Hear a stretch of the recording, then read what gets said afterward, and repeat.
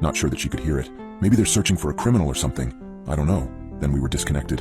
A minute later, an ambulance was wailing its way down the right-hand shoulder. It stopped just past my truck, and 2 EMTs jumped out of the back. They closed the doors behind them, but I saw that there was somebody else in there.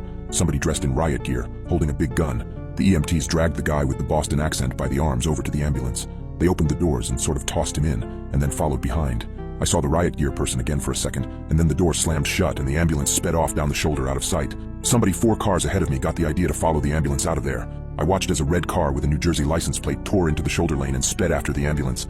I tried calling Lauren to ask her if she thought we should try it too. It was a ballsy move for sure, but she had sounded at the end of her rope stuck in there with our wailing cats, so I thought she might be willing to give it a shot.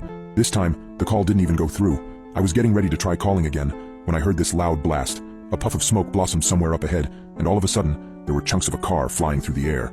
It was the red car from before, and as I watched the flaming tire roll to a stop against the highway divider, I decided not to replicate the maneuver. I heard the blast of a horn behind me, and looked in the rear view to see that Lauren had her arm out the window moving her hand around in a circle. Finally, it hit me that she was telling me to roll down my window, so that's what I did. "Can you hear me?" she shouted. "I can. I could even hear the cats. They sounded really freaked out," I said. "I think we're in some kind of military lockdown. Maybe I think we have to just sit tight here." "Can you throw me a bottle?" asked Lauren. "A bottle like Gatorade or something. I know that you've probably got 10 of them in your front seat." I asked her, "What are you going to do with the bottle?" "It's not something I want to shout out for the whole world to hear," said Lauren. "Let's just say we've been here a while, and I don't think we're coming to a rest stop soon enough." Finally, I understood what she meant. I reached over and grabbed a bottle and chucked it out the window, but it was a bad throw and bounced off the hood of Lauren's car.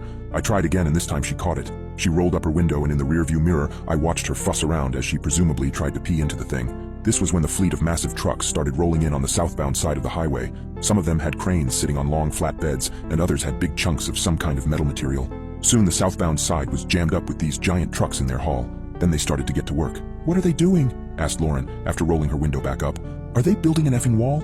That is exactly what it looked like they were doing. One crane would take a massive chunk of material and lift it into place, either next to or on top of another chunk. "Yes, they're walling us in!" I shouted. I checked my phone for the 1,000th time. I finally had 1 bar of connection and used it to call 911. A lady answered and said,